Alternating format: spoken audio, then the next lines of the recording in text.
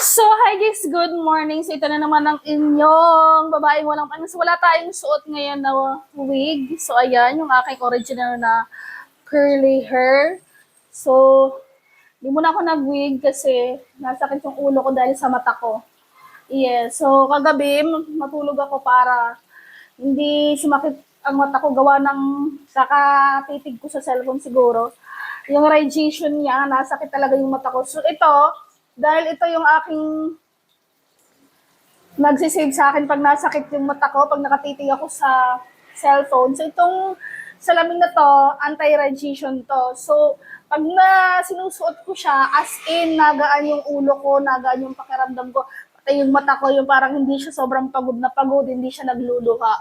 So, worth it to buy talaga to, guys. Pangalawang order ko na to kasi nasira yung una kong salamin na ganito. Pink din kasi favorite kulay ko yung pink. Nasira kasi nakatulog ako, nadaganan ko yung dito niya. So nasira siya. Kasi suot-suot ko siya habang nakahiga ako nagsa-cellphone. Kasi nga, umaatake yung aking mata na naman sa radiation. So, ayun guys, napakaganda niya suotin araw-araw. So, pag hindi naman nasakit yung mata ko, hindi ako nagsasalamin. Pero pag nasakit, nagsasalamin talaga ako kasi hindi ko kaya. Ang sakit. Maluha-luha yung mata ko. So, anti-radiation to guys. Ando naman to sa Yellow Basket, di ba? Nilagay ko yung link. Nilagay ko yung Yellow Basket. So, napakaganda.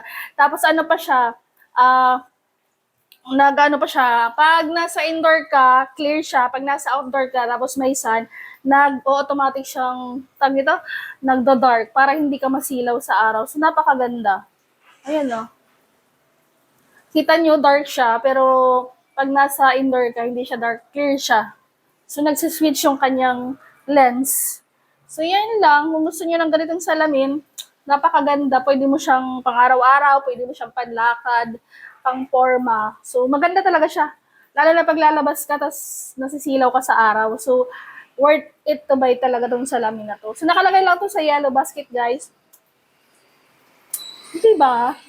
So, ayan, nagluluto ako ng tokwa kasi gagawa ko ng tofu sisig. Yan. Tapos ito, bumili ako ng sarili kong gulay. Bumili ako kasi gusto ko healthy. Kailangan ko lang kumain na naman ng healthy kasi back to diet na naman ako. Kasi syempre tumatanda na kailangan alagaan yung health is wealth. So, kailangan nating magpapayat at healthy yung kinakain, di ba? Kasi tumatanda na ako, kailangan natin maging healthy body. Tapos, sumasakit na naman yung ulo ko. Pero alam ko talaga sa mata ko to. So, ayun. Later, papakita ko sa inyo kung paano magluto ng tofu sisig. Ayan lang naman yung ingredients. Sili, sibuyas, bawang, mayonnaise, tofu. So, igigisa lang natin yan tapos ihahalo. So, yan lang. Update. Update sa aking life. Siyempre, dahil nga looking fresh and yan tayo, ano pa bang nilalagay ko? Yung Hikari na sunscreen. So, napakaganda niya sa mukha. Lalo na pag lalabas ka, tapos maaraw.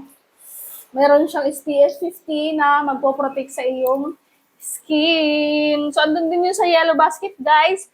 Check niyo na lang yung mga videos ko kung gusto niyo ng mga product na binibili ko. As in, napakaganda talaga ng mga product na nabibili ko sa TikTok. Kaya sinishare ko din sa inyo.